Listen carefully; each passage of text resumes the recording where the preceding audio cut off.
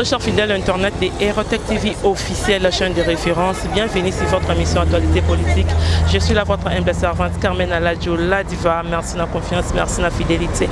Candina Louarake, abonnez-vous massivement sur Aérotech TV, beaucoup d'abord précision, n'a pas de détails. Là, je dis bonjour à mon papa Jean-Pouy Kabea, pourquoi pas Elaka, papa na Artavine, des gros bisous à toi. Nathalie Soulona, Abéchole, comme d'hab, Nebomissa, de Messon, Bétaliso, de précision, au Sozo de Kawana. Il y a IDPS. Bonjour Cholet. Bonjour maman journaliste, bonjour Bandegonyon Sobako Landa Biso, Toza Malamu, Toza na dysfonction na Bino. Biso na IDPS to le peuple congolais to finga raté. Mais to luga moyen mboka na biso. Zomo na même Bible le pour à cause de l'amour de Sion, moi je ne m'éterai pas. N'appelle le nom que à cause de l'amour du Congo et des Congolais, je ne m'éterai jamais. Nous allons défendre notre pays jusqu'au bout. Jusqu'au bout. Ouais, jusqu'au bout. Nabitumba, Félix Tshisekedi est président aye, à côté peuple congolais na désespoir. Yo bendengo zawa soki Kabila zalaika président ou soit Martin Fayulu comme président, mais le comme luka visa no qui changer nationalité. Lelo Félix Tshisekedi est seul président bandaka savo bandaka alinga zong sa espoir na peuple congolais. Est-ce que yo zoeba que gratuité enseignement za droit constitutionnel ezelo a rolengela te? Bato bazo kumisango kuteza bato bapaya mais biso bato to yebi bana IDPS to yebi lito biso to bundeli to mona ngo eloka danger te donc pona kolobaki no Félix Tshisekedi aye pona respect à principe respect à la procédure constitutionnelle yango nous zoyebi sa peuple congolais partout dans le monde bande ko Afrique du Sud partout toza derrière vous makamuna bino peut-être derrière vous comment que les partis tozo kouf en Afrique du Sud bozo solution te na mo Nigeria il a réagir à une solution pour le moment biso artiste contre une solution pour la télé ba ko fait 43 banda tout heure ba ko fait 43 la journée aller Nigeria so ga réagir muke biso to réagir même ko boma ambassadeur d'Afrique du Sud vendredi peuple congolais boko lande mission oyo bande ko ya lucha bande ko na biso ya Inikin bande ko ya ISC partout étudiants ba combattant ya IDPS ba peuple congolais boza na conscience vendredi biso nyonso toza na lia raconte na place des évolués bango ba bomi oui congolais mais biso to banda ko boma banda ambassadeur tina oui congolais te wana lelo nde 8 on ba bomi avant ouais pona ko yebisa peuple congolais bande ko nanga papa David boza na Cap Town, merci beaucoup bozana Cap Town bande ko nanga mama nanga Sandrine Kabinda bozana Johannesburg vraiment toza awa na kati ya mobilisation ndeni toko se mobiliser pour être peuple congolais to mona na place des évolués na Gombe to descendre na ambassade ya Afrique du Sud ba sud africain nyonso bazana kati ya Congo bazwa bisaka na bango bazonga wana na rassuré bisaka ba mama to bazwa bisaka mais ngana yebisho akle ke na robomba maloba te congolais moko est égal à 10 sud africain parce que tango Congo est évolué bisonde à travers président Mobutu to ko lelaka ndenge ni to ko senga indépendance ya Afrique du Sud Afrique du Sud des lokote ba pays mususu lelo baganga na ba sud africain baganga na 1960 bazala wapi ti na 69 tozwi bango en charge tozwi bango indépendance bazwa kotanga ba université awa bazwa kozwa basoins médicaux awa Afrique du Sud akoloba nini tokozongisa bango na mboka na bango tokoyebi makambo biso tokosala toute vérité n'est pas bon à dire donc vendredi à partir de 9h ezali journée ville morte peuple congolais tosangana na bandeko ya lusha tosangana na bandeko ya filimbi tosangana na bandeko na biso étudiants y compris ba combattant IDPS pour régler contre les Sud-Africains. Parce que maintenant, Brazzaville et Bomabiso Mabé, Rwanda Bomabiso Mabé, comme ils sont Bomabiso, on a Bomabiso Katim colonie. Les peuples congolais pour le peuple congolais, il y a un régime à Félix Tshisekedi de Sili Nazo Bissau. Et d'ailleurs, les Sud-Africains ont Lugane Misala. Le problème est la destruction de Mobutu. Il y a Congo na régime Mobutu et Kabila Joseph Aye a enterré ango ne memaki moi désespoir na peuple congolais pour babima libanda mais les lombo que ça envoie reconstruction en tout cas bande konanga ba congolais na 2020 je ne crois pas que ba en Afrique du Sud bon nyonso en Afrique du Sud ba ko kuta ngona kati ya République démocratique du Congo pas ciné marabiso kuna ouais pas ciné marabiso ba mona biso bembécilité ba mona biso lokola ba idiote tango tozolongwa na mboka na biso tozoya kuna Afrique du Sud sengeli ba yebake soki lelo même Nelson Mandela soit libération à cause ba congolais à l'époque Zaïre. Ce qui Lelo Mandela comment na pouvoir à cause ya kolela même ya M. Mobutu en tant que président d'Isaïre ya ba Congo ya Lelo pour être pas sur la libération. Ba Sud-Africain ba yebisa bisonine. Donc biso pe vendredi peuple congolais sauvons la vie de nos compatriotes vivant en Afrique du Sud. C'est ça le grand problème. OK, je te vais t'aller sur la bitumba le beza qui soutenir ni yona bino na PPRD bowe la ninti lelo. Bon, ngana ko lo ba PPRD pour ba le côté. PPRD za régime ya ba Rwanda na kati mboka na biso. Et ça régime ya AFDEL, webi AFDEL tango bako ya bazako ya na kombo ya Etienne Tshisekedi wa Mulumba bamoni ke Etienne Tshisekedi wa Mulumba azaki leader charismatique azaki mutu azako lela pona peuple congolais objectif ne azaki le peuple d'abord o eza basé na les social démocratie donc peuple congolais pona koyebisa bino ete vraiment conflit na peuple des athées mais zaka ke ben discipliné belé bazana kata FCC osomona ko la mova sakani c'est un indiscipliné et mal appris tout à fait osomona par exemple un Shadari un indiscipliné Kabila yemo wako banga mama peuple congolais sengeli boyebaka Kabila yemo wako lele pas président Félix Tshisekedi azwa visa abima na mboka oyo mais yo Shadari ozo parvenir ko luka ba chaleur ko pesa bango mbongo pona ko s'affronter ba congolais entre eux mais Shadari mova sakani mova sakani beret rouge mova papa mukolo zoba donc au moins babilo ke tinda biso to loba diaspora yo ko banda ko benga nga loba ke abesho le désir babilo ko boy un imbécile ko la bochab basali association pour affronter les Congolais. Mais ceux qui sont intellectuels, qu'est-ce qu'ils devront faire maintenant? S'associer au peuple congolais, pour sauver la vie de en Afrique du Sud. Mais c'est moi, vous avez bon, nous sommes bimisaka. Kopesa ba chaleur, na groupe ya bakuluna ba ko fandaka na victoire, ba ko fandaka na libongo. Pote baya ba s'affronter ba congolais entre bango. Mais les loso ozana misolo bongisa soutenir ba congolais, biso peto tumba ba sud-africain, na mboka na biso.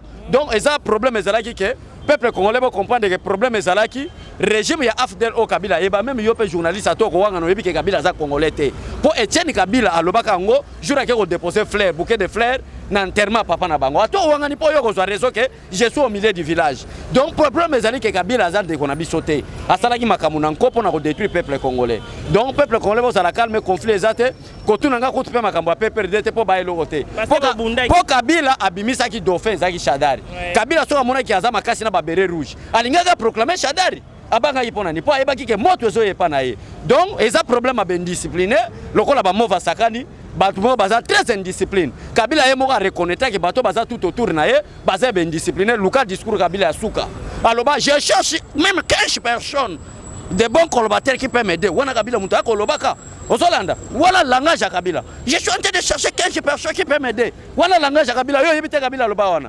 Tango ko luka 15 personnes, mova zalaka nayi. Tango ko luka 15 personnes, Shadara zalaka nayi. Donc ayebisa bango que vous êtes des indisciplinés, des mal appris. Donc moi to soana bango ezate. Mais vous avez parti à pouvoir. Je sais pas comment on a maîtrise pour vous parti à pouvoir. Comment on a maîtrise? Tous en maîtrise mais pour l'amour du Congo, moi je ne mettrai pas à ta Félix Tshisekedi dans le pouvoir. Pour l'amour à Congolais, pe amour à Congo, na ko kanga munoko te. Place nyonso ko mona ba koloba mabe ba Congolais na koloba. Et ennemi ba Congolais lelo eza ba mova sakanya. Ngozo mona même na régime, ya Félix Tshisekedi moye ba travailler ça te.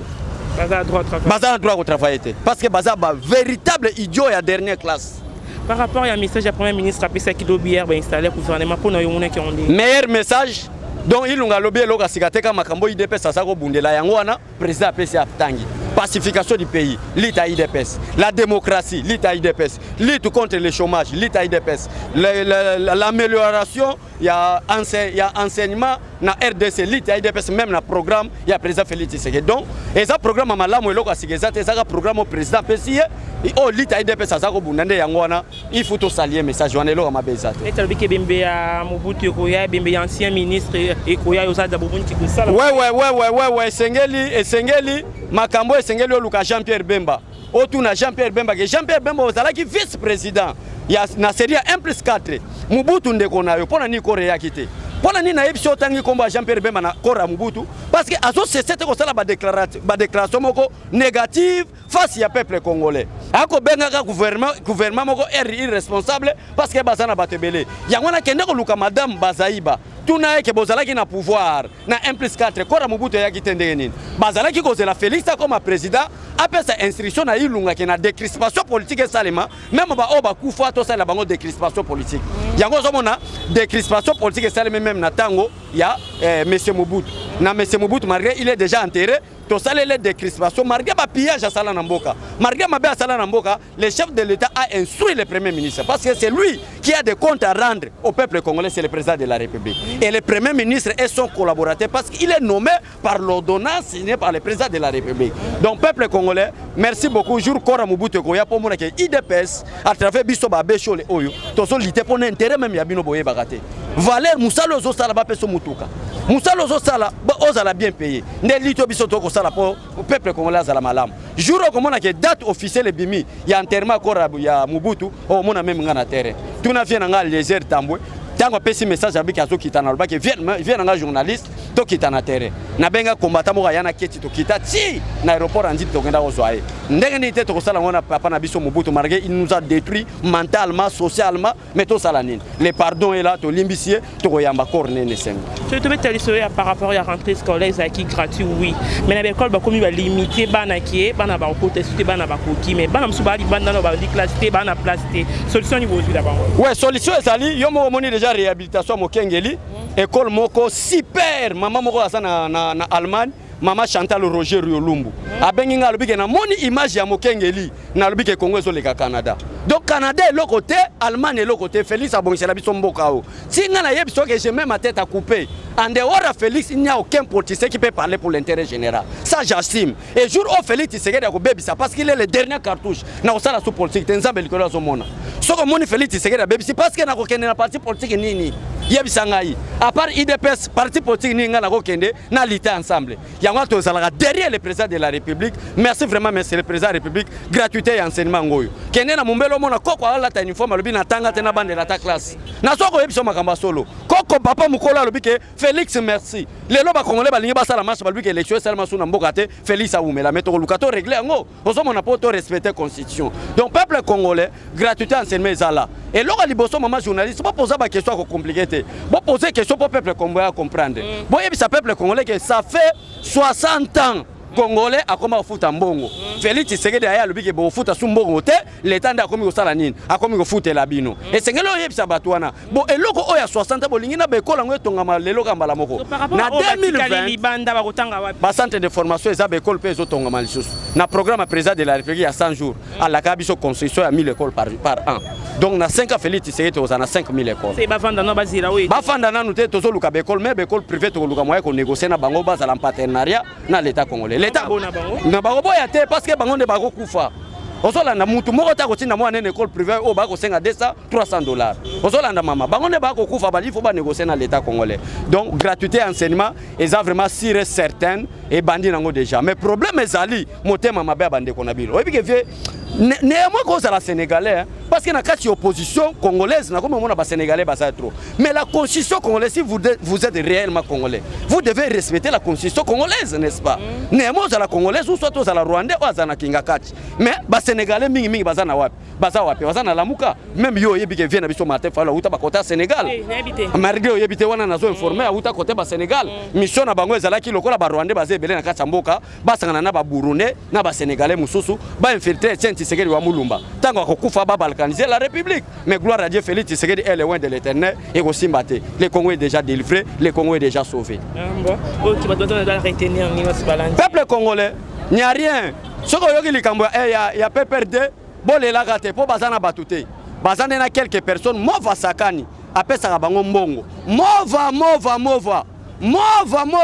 et pas na biso na banu balobaka ntaba aliaka makala jour moko mais minu ko makamu jour wana te bon minu na ye ko mamwindu esengeli des années mova papa mukolo mova na ko bengo nani un idiot ou un indiscipliné talaba acte ko poser so ça vraiment compatriote so ça vraiment patriote ya solo il est temps esengeli to sangana po ete to kendo boma pe ba sud-africain bande on a biso bazana Afrique du Sud message nanga suke za boy vendredi qui vivra verra to kutani na sud-africain to tumbiye parce que un congolais équivaut à 10 sud-africains bon na moment biso to zui indépendance bango bazana ba guerre ya racisme biso ne to tei bango démocratie bazana ria ko enseigner biso partout dans le monde soutenons le président de la République ceux qui japonais empereur ya Japon ako lobaka que peuple congolais so boko comprendre qui est Félix Tshisekedi et bongo bino moko ba politicien donc merci vraiment maman journaliste une interview na yo na sepeli makasi vraiment à chaque fois question ezali yaka otuna poto éclaircir peuple congolais mais kanda na biso makasi eza contre